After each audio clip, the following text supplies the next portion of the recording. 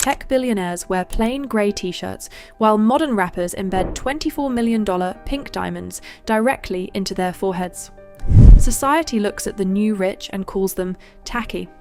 But it's not about having bad taste, it's a psychological survival mechanism. Today, we are decoding the trap of loud luxury and why the ultimate flex is proving to the world that you escaped poverty.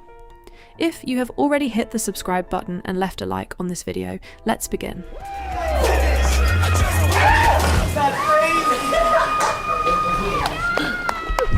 In sociology, this behaviour isn't just called showing off.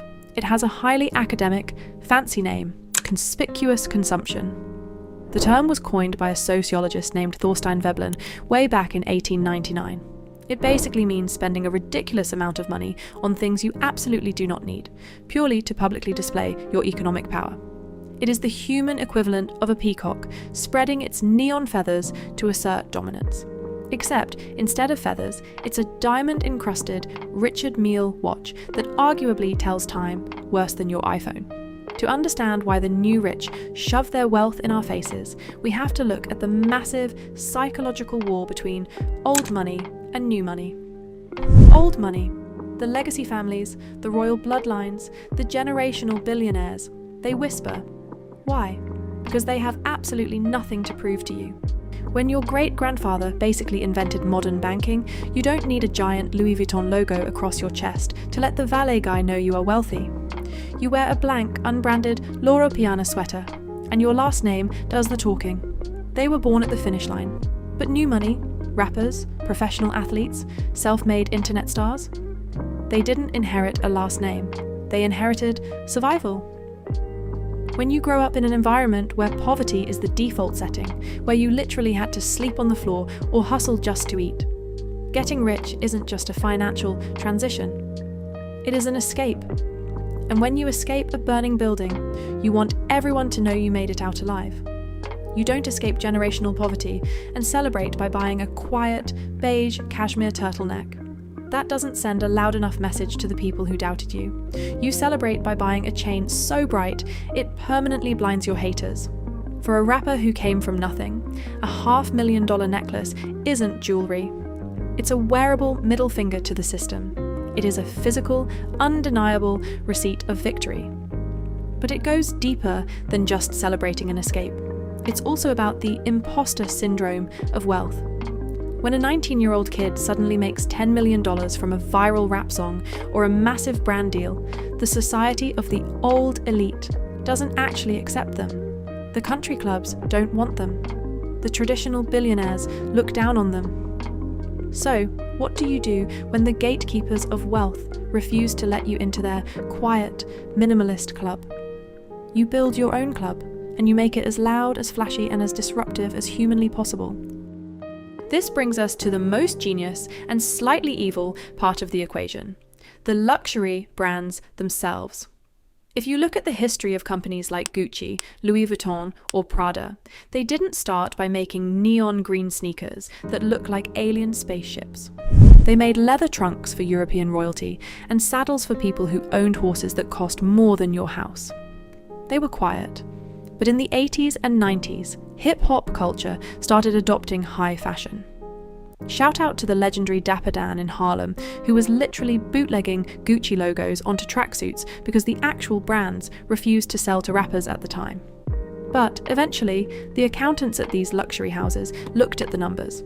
They realized that the new rich and the millions of kids who idolized them had an insane amount of purchasing power.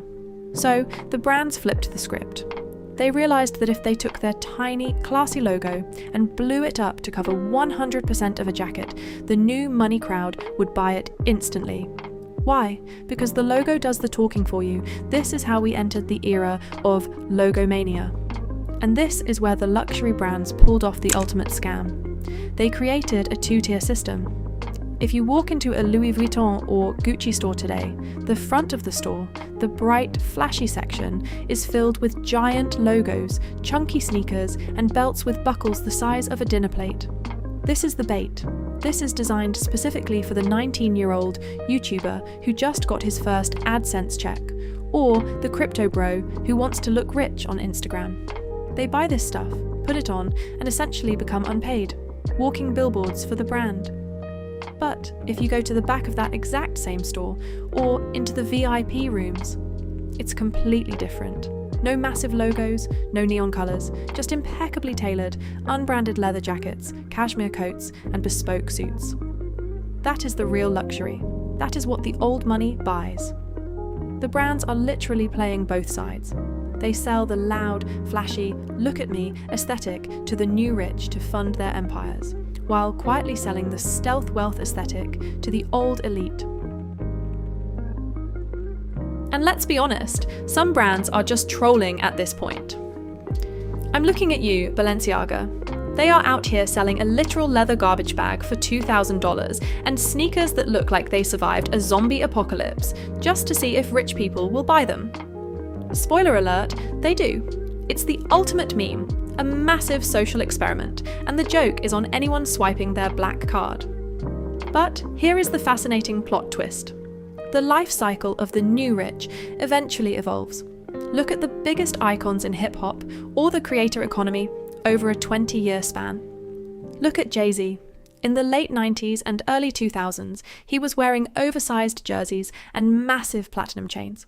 Fast forward to today, he is wearing tailored Tom Ford suits and a vintage Patek Philippe that only 7 watch nerds in the world can even identify. Look at Mr. Beast. The guy gives away millions a week and could buy a small country, but he usually just wears a comfortable hoodie. Once the new rich establish their power, once they realize that they don't need to scream to be heard anymore, they start to whisper. They transition into the old money aesthetic. The massive chains go back in the safe and the tailored, unbranded suits come out. Because the only thing cooler than proving you have money is knowing you have so much money that you don't even need to prove it anymore. So, the next time you see someone flexing a diamond chain the size of a steering wheel, or a YouTuber wrapping their Ferrari in Supreme logos, don't just cringe. Realize you are watching a psychological survival mechanism in real time. You are watching the loud luxury trap at work. This brings me to a question for all of you, and I really want to hear your thoughts down in the comments. Who do you think is the absolute worst offender of the loud luxury trap on the internet right now? Is it a specific rapper, a TikToker, or a crypto bro? Drop their name below, and let's debate why they feel the need to flex so hard. If you found this breakdown valuable, make sure to hit that subscribe button and leave a like so we can keep tearing down the invisible architecture of the 1%.